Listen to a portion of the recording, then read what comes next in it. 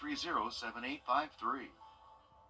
It's the Get Holiday Ready sales event with the Ford crew. Final days. Big inventory, big deals, and a final day's finish. Ford SUVs. The Built Wild Bronco family. Goat mode goes over any type of terrain. She knows. F-Series, best-selling truck for 47 years. Final days. Exciting. Yeah. Get 1.9% plus up to $4,900 total savings, or get up to $9,750 in total savings on select F-150s. The CSRA. It's where we were born, where we live, where we work, where we're raising our families. It's our home. That's why the people of the CSRA count on us after an accident. Because they know about our skill in the courtroom, how we treat clients like family, how we love this community, and the people who proudly call it home. We're just a call or click away. Injured? When you need me, call me. I'm your Augusta guy. 706-724-7224. This is not you. It's not me. Real people, real problems, real life solutions. Investigate TV Plus.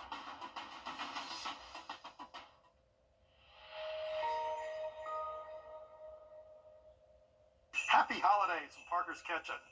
Sending a world of good wishes to our invaluable team members. Thank you for making Parker's the best place to work and shop.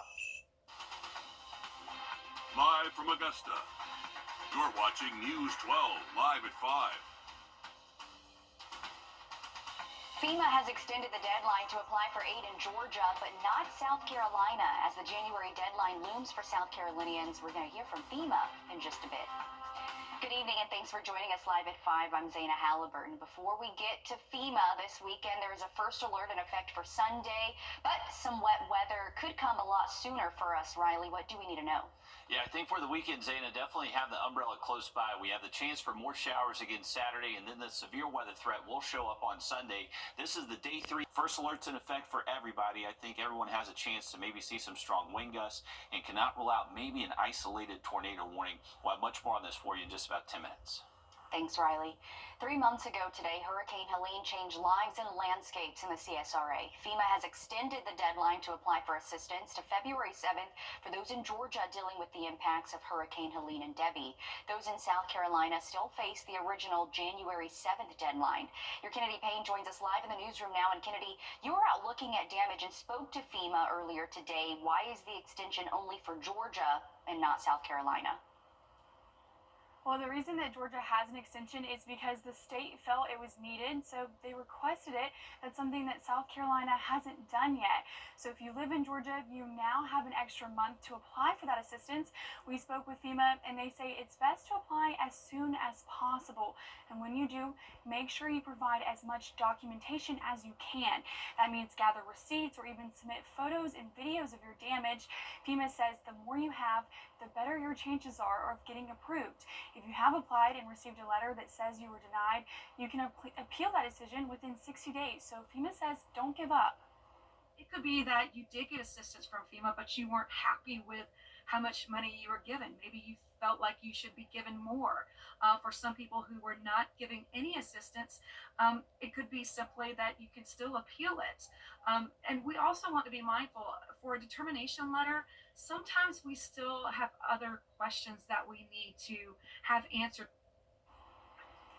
And FEMA also spoke with us about why you may initially be denied, and we'll tell you what those reasons are, all new on News 12 at 6 o'clock. Thanks for that, Kennedy. That deadline around the corner for those in South Carolina and then extended for those in Georgia. Thanks for following this. Keeping with Helene, people living in Lincoln County have until Monday to place vegetative storm debris from Helene on city and county rights-of-way for county storm contractors to collect. They say with 90% of the work done, the cutoff date is needed to allow the contractor time to pick them up and get it reduced to mulch and properly disposed of. After Monday, the county will accept storm debris through March of 2025 at the Lincoln County Convenience Center on Landfill Road. That will involve a fee to be paid as well. Once the contractor says they completed their work, Lincoln County code enforcement officers will investigate any new debris piles. The FDA is raising its alarm for recalled eggs sold from Costco stores over a possible salmonella exposure. The organization previously announced that around 11,000 units of organic eggs sold under Costco's Kirkland Signature brand were being recalled. But now the FDA has recalled the eggs to Class 1, the highest risk level. Those eggs were sold in 25 Costco stores, most in the Southeast, including Georgia, South Carolina, North Carolina, and Alabama. That began on November 22nd. The world's busiest airport is set to live up to its name during the holiday travel rush this weekend. Millions head home from Christmas and journey out for New Year's Eve. AAA projects 119.3 million people will travel 50 miles or more from home. Travelers at Atlanta's airport weighed in on the rush earlier today. It's been a bit busier than we expected. My mom and stepdad made sure we got here early enough to avoid any congestion, so I think we have a lot of extra time. Not too bad. Atlanta wasn't that crazy. This morning, well, we were kind of bracing for it because it would be, a work day. We thought it would be a little bit bad, but it wasn't bad at all. So far, so good. Okay, good for him. As we take a live look at the world's busiest airport, AAA expects this year's domestic travel projection to pass the previous record from 2019. Sarah Hammond has more from this afternoon inside Hartsfield-Jackson International Airport. Sean Lawler and Xuandan Shi just celebrated their first Christmas with their baby Aiden. It's nice to have a little cozy, holiday moment. So it was really nice. After visiting family all over, including in Atlanta, they're back at the busy airport heading home to Los Angeles. So we kind of did a circuit of the Southeast. So 2 weeks away from home, we're happy to be on our way back. The Friday after Christmas is expected to be one of the busiest days of the holiday travel period, both in the air and on the road. AAA projects 119 million people will travel 50 or more miles from their home until January 1st, a record number. Another possible new record, nearly 8 million Americans forecast to fly. We were kind of bracing for it because it would be, a work day. We thought it would be a little bit bad, but it wasn't bad at all. So far, so good. Yeah. We'll see what happens with security. As the morning went on, the security checkpoint wait time crept up from 5 minutes to 10 to 18 minutes at its longest. And with storms slowly moving towards Atlanta over the weekend, the crowds could grow along with potential delays. But for today, the travelers we spoke to were pleasantly surprised. I mean, it is a little crazy, but it's nothing I haven't seen before. My mom and stepdad made sure we got here early enough to avoid any congestion, so Pretty straightforward. We just dropped off our bag. So let's see what security's like. And if you are flying out of Atlanta over the weekend, arrive in plenty of time to catch your flight. 2 hours if you're flying domestically, 3 hours for an international flight. Monday is expected to be the last of the 3 busiest days of the holiday season. And taking a look now at FlightAware's misery map, most of the country is handling the storms relatively well, which is good news. There's not too much red on the screen except for Miami, which saw some storms earlier today. So be safe if you're traveling anytime soon. Ahead of New Year's Eve on Tuesday and New Year's Day Wednesday, fireworks stores on both sides of the Savannah River are seeing customers get ready to ring in the new year. We stopped by Wacky Wayne's Fireworks and Joe Dirt Fireworks to see what's hot and how they're handling the rush. An employee showed us what everyone is coming in for. This one right here, this neon beef, everybody loves this one, and I think it's a big attraction. From bottle rockets to sparklers to little pops, I mean, we're selling all fountains, and I mean, all these fireworks, I mean, it can definitely be a lot, and it can be overwhelming, but it's awesome. It's just a great way to start the new year, especially with a big bang. One of the busiest days was Christmas Eve as well, and for anyone with pets, you should start preparing now so your pets don't get lost during the stressful time for them. Can't believe the new year around the corner on Wednesday. Coming up, 2 deputies saved a man from a burning building, and we have body cam footage of that incident. We're going to hear from the heroes in just a bit. Riley. And Sunday, our next front arrives with a line of showers and thunderstorms, potentially bringing severe weather to the CSRA. We'll have the full forecast just after the break. Time and Temp, brought to you by your First Alert Weather Team.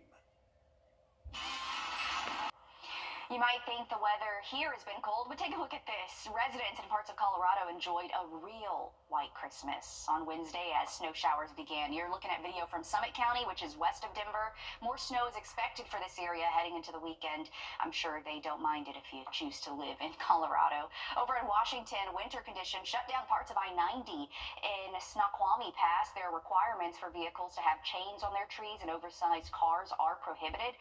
Several crashes and spinouts have been reported from the weather, so people are being urged to stay home unless absolutely necessary because of these conditions. And of course, if you're here, this isn't something we really have to worry about. Whether you like it or you don't, back home, this is something I'm used to, but it's give or take. Sometimes we would have a white Christmas, or it would come later, like January, February, but I did enjoy like getting out, making the snowman, all the fun stuff in the snow, Riley. Oh, it can't beat a white Christmas. That is the best around. And I know we have a lot of viewers that are hoping we see some snow this year. It's been a little while since we've really had a big snowy event for us, and possibly could happen this winter. You never know. No snow in our forecast anytime soon. We do have some rain in our forecast for tomorrow Wednesday. It finally looks sunny again, and those temperatures will be more seasonal. Okay, that's the good news there. Thanks, Riley. A Georgia veteran has been fighting prostate cancer and other serious illnesses. Now he and his wife are fighting to relaunch their business after being set back by those health challenges and the pandemic. Brittany Blake has more. After starting their business in 2017, the Caymans, like many small business owners, were impacted by COVID-19 in more ways than one. It was a little difficult time. So after we lost all of that product during COVID, we decided to start back again. This month, Carl and Angela Caymans completed their seasoning collection, allowing them to get back online and in store. Because we have a good product, and we really believe that we have a good, healthier alternative when it comes to seasonings. Of course, I'm gonna be biased. I like all of them, but the original is probably my favorite because it goes on a lot of things. Angela says when her husband was dealing with multiple illnesses keeping him from walking over the last few years, her faith is what kept their spirits up. A journey, but we enjoyed doing it together, just making it a successful business opportunity for us and for our family for generations to come. We're back, and we hope that we can connect with some distributors that will at least give us an opportunity to come in and present the product, taste the product. And now they both have a message to share for those who go through a similar battle. To encourage them not to give up, because life is worth living. Game Time will be back in local stores soon, but they are back online. And the American Cancer Society estimates nearly 300,000 new cases of prostate cancer in the U.S. for 2024 and says African American men are at a higher risk. Well, a potential tragedy became a Christmas miracle as two deputies rescued a man trapped in a burning home and dealt with an explosion within the home.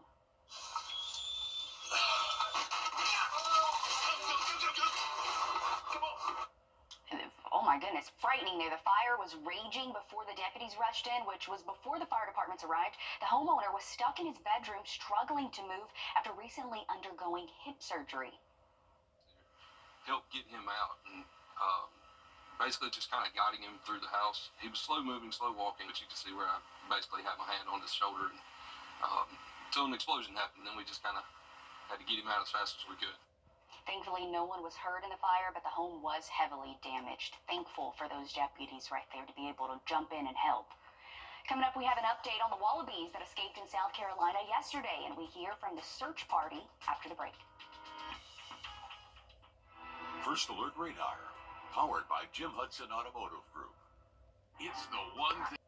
The search is over for a wallaby that escaped in Simpson after it was found earlier today. But for people that were looking for the animal, their search was the only thing on their mind. Amanda Shaw has more.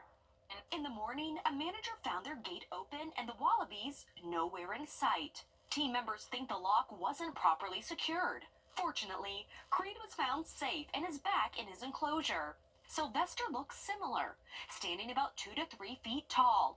They look like mini kangaroos. I kind of wanted to go to Australia, but I guess Australia came to us. The Jared family was on the way to the park when they heard the news. It's kind of crazy because, I don't really see animals on the loose. If we go to the park and we actually see a wallaby running across the street, we would just It would be the craziest thing.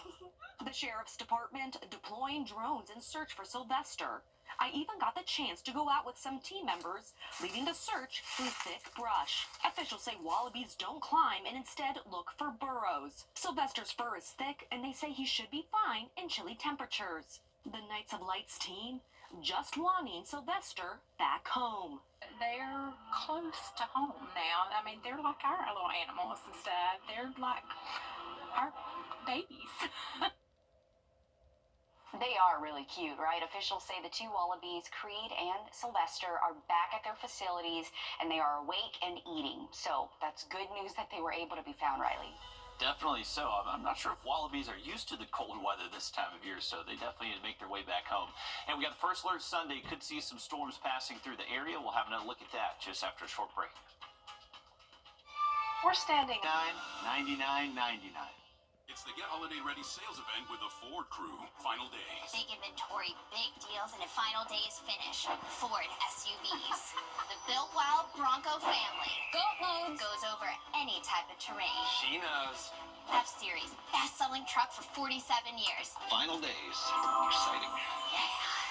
Right now, get 4.9% financing for 72 months, plus up to $4,250 total savings on a 2024 Ford Bronco Sport. If you've been injured, we take immediate action to get you the help you need. The call. As soon as I called Austin Jackson, I was very assured and at ease. The response. They handled everything so that I could focus on getting better. The work. They took on the insurance company for me. The result. I am very happy with the settlement I received. That's why you get the Augusta guy. Call Austin Jackson, the Augusta Guy, 706-724-7224. We're standing up. Did you know your new favorite burger has hand smashed patties made to order, hot and melty cheese, and a tangy sauce? How rude of me. Let me introduce you. Try the all-new Double Sonic Smasher and at a half-price drink in the app.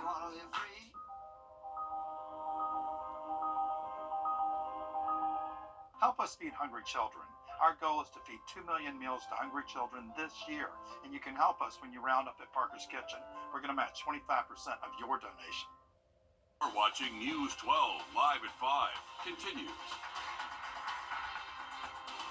Good evening and thanks for joining us live at 5. I'm Zaina Halliburton. We're heading straight to First Alert Chief Meteorologist Riley Hill because our weather team has issued a first alert for Sunday. Riley, what should we be on the lookout for?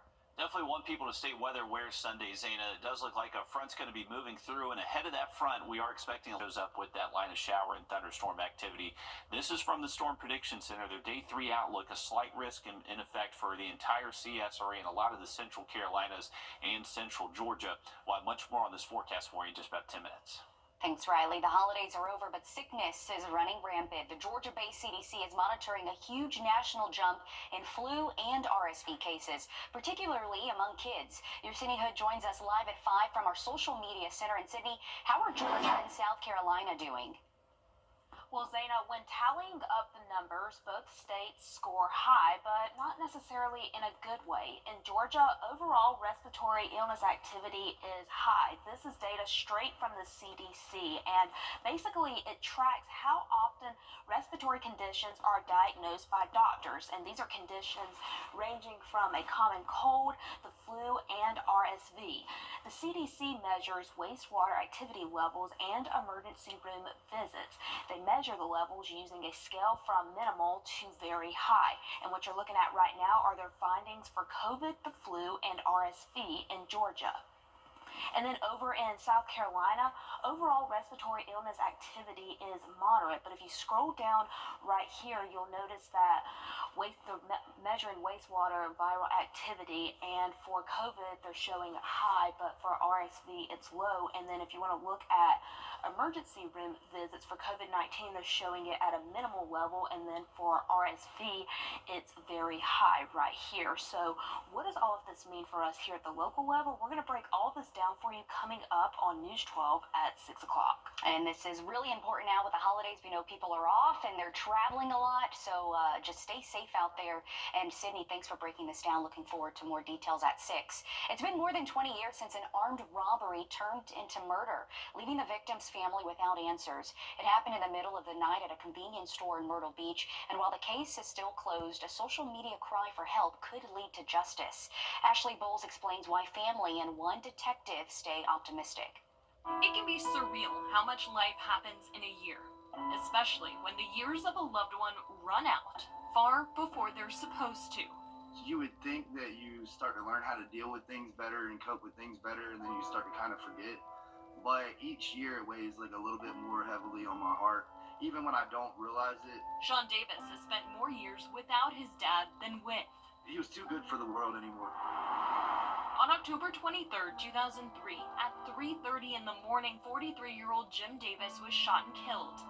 He was working at a Myrtle Beach convenience store on 34th Avenue and Kings Highway.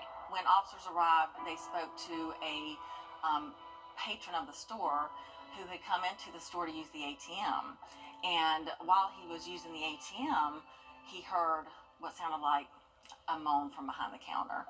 And so he looked behind the counter and he saw Mr. Davis lying there, and he immediately called the police. The store has changed names a few times. When Jim was working there, it was called the Pantry. Sean, who was just 16 when his dad was killed, says the brazen crime has never left his memory. Every day I think about it. Every single day. It just crushed me. This is from an interview WMBF News did with Sean and his brother in 2011, 8 years after the murder. At the time, MBPD detectives were heavily scrutinizing this surveillance video. It's not from the night of the crime, it's from 2008, when police believe a man walks into the same store Jim was shot in 2 different times and told a clerk he knew who killed Jim. The clerk did mention to him, well, you need to go ahead and talk to the police. And he just looked at him and walked out of the store. But no new leads resulted. It makes it that much more difficult that somebody robbed him for $43 and shot him in the back when he would have just gave them the money or helped them if they needed it. Jim's case is considered cold, but it has never been closed. Detective Tracy Chinaka still believes this sketch of a possible suspect could be beneficial. Over the years, she's kept tabs on the case, even helping to reopen it, because she has a personal connection. I was a young patrol officer. I used to stop in the pantry often, and he was working. He was always kind, and everyone that knew him loved him. Detective Chinaka says she was hopeful in 2008, but with the amount of time that's now passed, the approach has to be different. To solve a case such as this, it takes old-fashioned police work. It takes gathering a lot of different puzzle pieces and putting them together. Each time the case has been given new eyes, the Davis family gets a renewed sense of hope.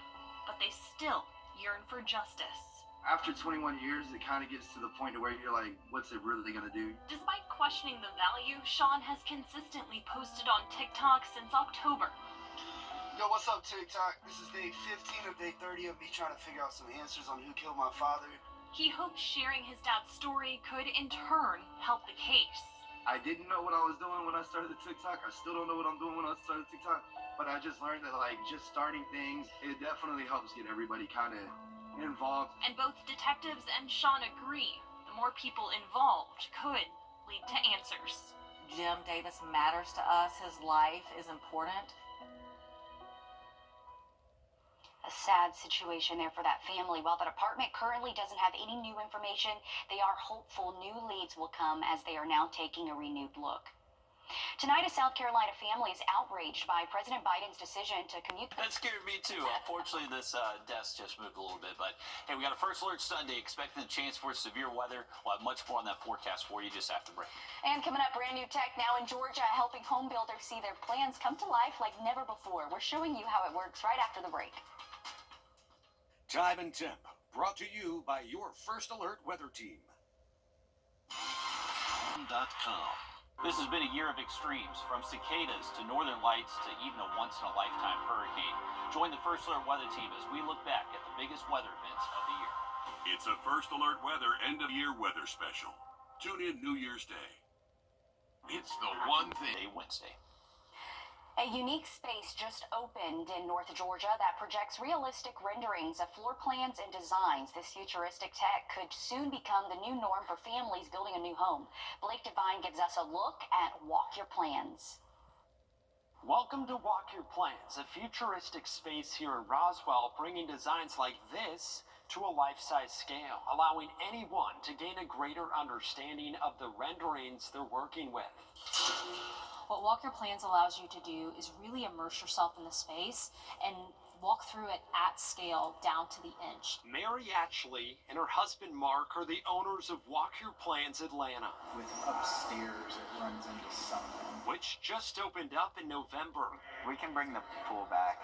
They say this space allows clients to adjust their plans on the fly, saving time and money. We see them make anywhere from 10 to 20 changes when they're on site. And when you consider that the average change order costs at a minimum about $2,000, those decisions can really add up over time. The 4,000 square foot warehouse has 8 state-of-the-art projectors bringing blueprints to life. This process involves everyone, This is the elevator, is that correct? Yes. including the homeowner, builder, and architect, Those stairs you go up, is it flat? who walk and talk through these scaled models while making major decisions. What you think might be bigger is actually smaller. What you think might be smaller is bigger, so that's worked out really well. Robert Kazowick is designing his dream home. It's been great to just kind of see it and walk the space, again, in real life versus looking at it on a screen. Andrew Goings is his home builder, tasked with making Robert's renderings a reality. This really brings it back into real life and really helps to just be able to walk through it before anything's even in the ground. Giving clients an immersive,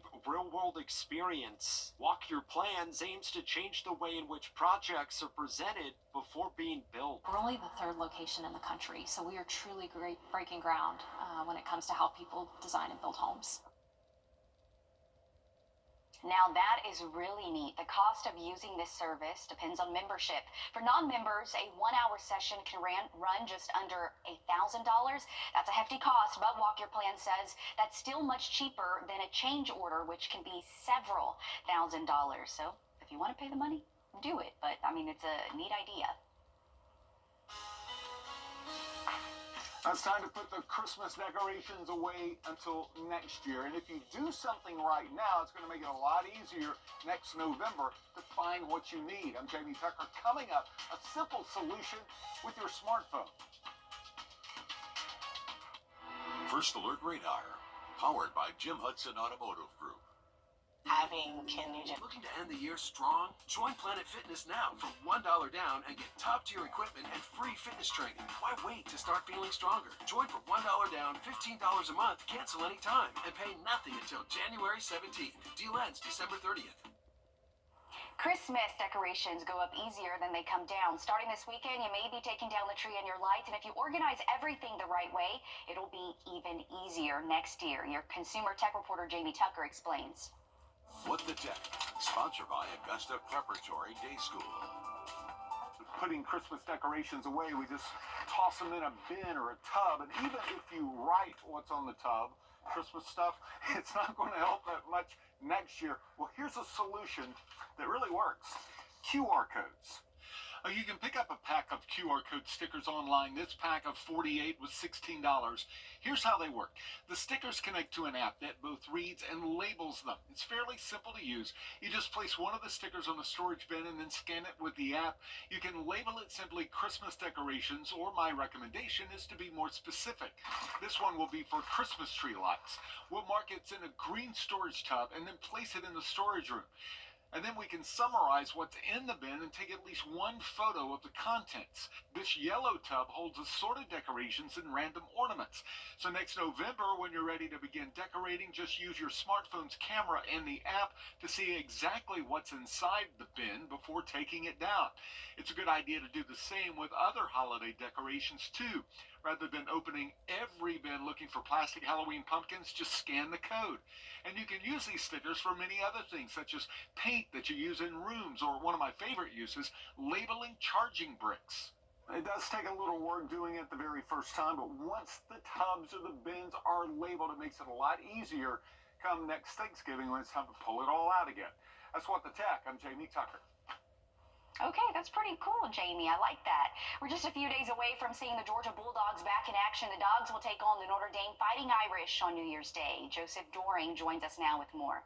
Yeah, Zaina, once those college football playoff rankings were finalized, it felt like it would be months before we saw UGA again. Since then, the Dogs have lost starting quarterback Carson Beck to an elbow injury, and now we're just 5 days away from seeing them again. On New Year's, right down in New Orleans, backup quarterback Gunnar Stockton will lead the Dogs into Caesars Superdome. Notre Dame took down Indiana last Friday, 27-17.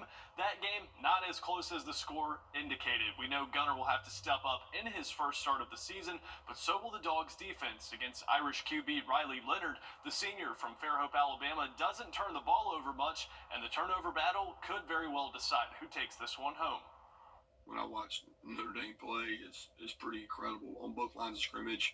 The way they play, the style of play they have. This is a really good, solid, fundamentally sound, don't beat themselves, play good defense, great defense, and really physical lines of scrimmage. And they got a really athletic quarterback. So there's a reason why they're at the point of the season they're at. All right, we'll have to see what they do New Year's Day. Thanks for that, Joe. We are looking at potential for some air traffic delays across the southeast as we do bring in that system as we close out the weekend. And a close look at our storm threat Sunday just after the break. To help us get our money faster. It's been a breeze since I called all nines. Hurt? Call all nines now. Welcome back. Here's a look at our radar network. Right now, we do look mostly dry if you're heading out across the region. Most of our wetter conditions are found on the west side of I-85 and west of Atlanta. For tonight, we'll continue to see that rain just get closer and closer towards us. Can't rule out some spotty showers out there to start off the day Saturday. By the afternoon, we should be able to see our temps at least hit the 60s, a little bit warmer south and cooler north. By the evening time, we'll likely see at least a scattered downpour or two, but this is going to be our main line of activity that does show up as we head towards around midday Sunday. So remember, the timing of this is pretty critical on if we do see severe weather or not. If we're able to destabilize and warm up a little bit before this line does arrive, then we are talking about some strong wind gusts, maybe even an isolated tornado threat. So make sure you are staying updated on the forecast this weekend. We are going to be keeping a very close eye on that as we close out the weekend. Heading into next week, we bring in 2025 by Wednesday. It looks like it will finally turn a little bit more sunny by then. It's been a little while since we've had some sunshine. Temperatures will cool off as well, so we'll go from highs near 70s the next several afternoons to only highs near 60 Wednesday and then dropping into the 50s later next week. Okay, I'm looking forward to that, son. Thanks, Riley. We're back live on News 12 at 6 o'clock. See you then.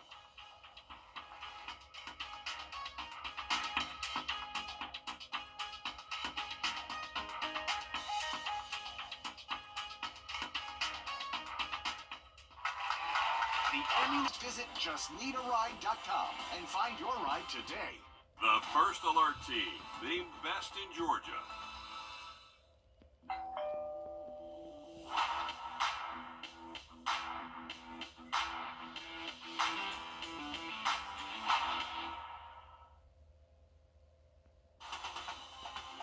Live from Augusta, you're watching News 12 at 6 o'clock. Good evening and thanks for joining us. I'm Zaina Halliburton. We're kicking things off with your First Alert Chief Meteorologist, Riley Hale, because your weather team has issued a first alert for this Sunday. Riley, what do we need to know?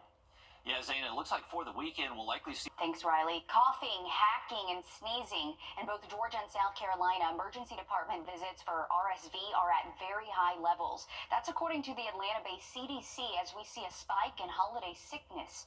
Your Sydney Hood is live in studio with more data on our individual counties. Sydney. We're seeing several counties on both sides of the river scoring high on the scale, which in this case isn't necessarily a good thing. The CDC updates their numbers for their respiratory illnesses data channel on Fridays, and from this latest update, they say the amount of acute respiratory illnesses causing people to seek health care is high nationally. They also say COVID-19, the flu, and RSV activity continues to increase across the country. Now, the CDC measures wastewater activity levels, and emergency room visits with COVID, the flu, and RSV. And looking at things locally, using Richmond County as an example here, the CDC is showing minimal COVID-19 ER visits and wastewater activity. However, there are high levels of flu activity in wastewater and the ER, and the same goes for RSV. The only difference here is the CDC is showing a very high level of RSV and wastewater. Now over here in South Carolina, we aren't seeing as much red here. You can see overall respiratory illness activity in South Carolina is moderate. And then if you scroll down right here, you are seeing a high level of wastewater viral activity with COVID and then low RSV. And then looking at countywide numbers here, using Aiken County as an example, they're saying COVID-19 is at a low level, and then RSV, it's very high in terms of ER visits here. And you yourself can go to this website. We have it listed for you on our website, wrdw.com. You can look up the state that you live in and then the county that you live in to see what things look like at a local level. Again, we have this listed for you on our website. Go in and type in flu cases and the story will pop up for you. And it's definitely a good tool to use while so many people are out right now and on vacation around so many people. Thanks for following this, Sydney. Today marks 3 months since Hurricane Helene hit our area as a Category 1 hurricane. Since then, FEMA has been stationed in our area to help you get the federal assistance you may need. The deadline to apply for assistance in South Carolina is coming up on January 7th, but in Georgia, state lawmakers successfully moved that deadline to February, giving you more time. Your Kennedy Payne joins us live from our newsroom. And Kennedy, you spoke to FEMA officials that say there are so many people who qualify for aid who haven't gotten help yet. Yeah, FEMA says more than 2/3 of the state of Georgia is eligible to apply for FEMA assistance, and they've approved nearly $266 million across Georgia and nearly $244 million in South Carolina. If you haven't applied for assistance yet, FEMA says do that now because you could be leaving money on the table. If you have applied and you were denied, make sure you read the letter and appeal if you feel it was wrong. You have 60 days to appeal the decision after receiving your letter. FEMA says one of the main reasons you could have been denied was your insurance. If you are insured, always use that as your first route because by law, they cannot duplicate anything your insurance says they will cover. So you will need to prove that what your insurance will and will not cover when applying for assistance. Provide as much information as you can, whether it's receipts, photos, or videos. If your home sustained major roof damage and you file with your insurance and your insurance agrees to pay for those damages, you can't then turn around to FEMA and say, okay, FEMA, my insurance is going to cover my roof damages. Now, what are you going to give me for my roof damages? If your insurance agrees to cover that, that's going to be who you go with. But if there are instances where your insurance doesn't cover everything, we could fill in some of those gaps. And FEMA says that they will be in our community even after that deadline passes to help assist you. And we'll have a list of ways that you can contact them on our website at wrdw.com. And those deadlines will sneak up on you, especially for those in South Carolina. Thank you, Kennedy. Georgia Power is still working to replace or repair power poles destroyed or damaged by Hurricane Helene. Navigating a vehicle under low-hanging lines connected, weakened by power poles is a nerve-wracking challenge for many of us, let alone truck drivers. A driver of a semi-truck snagged an overhead line, causing 3 wooden power poles to snap in a power outage along Washington Road just a few days ago on Christmas Eve. Senior investigative reporter Liz Owens takes a closer look at the conditions of our power poles. Public County 911, what's the location of your emergency? Moments before the calls to 911, A truck took out a power line. a traffic camera catches a semi-truck carrying a piece of machinery. Okay, a power line's down? Yeah, power line's down in the street and the power pole is in the street. Attempting to go under the overhead lines. At the intersection by the Honda dealership. The video ends moments before 3 utility poles snap. Straight through, I think something was on the back of the truck and it just hooked on the line. She's right, according to the incident report. A piece of heavy equipment the truck was hauling got caught on the power lines crossing the roadway. This caused 3 power poles to break in half while taking out power and internet in the area. Days after the accident, Truck come through and grabbed the power line. It snapped the power poles and wires are laying across Washington Road right here. Yellow tape marks where some wires remain down. A trail of yellow tape is still up months after Hurricane Helene. Georgia Power reported the hurricane destroyed or damaged more than 8,300 of its power poles. The I-team looked at power poles along Washington Road. We found this one across from Mullins Crossing with a warning tag stapled to it. And this one by the Goodwill in Martinez, the base reinforced with a foam filler. And this one in front of the Mercedes dealership, pole snapped from one side to the other with no warning tag or reinforcement. Wood utility poles last between 30 and 40 years, longer depending on maintenance and environment.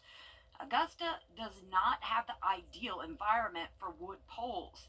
According to the North American Wood Pole Council, decay is most severe in the southeast region of the United States, and river valleys may present greater potential for wood pole deterioration than the region as a whole, meaning our utility poles require more maintenance than most.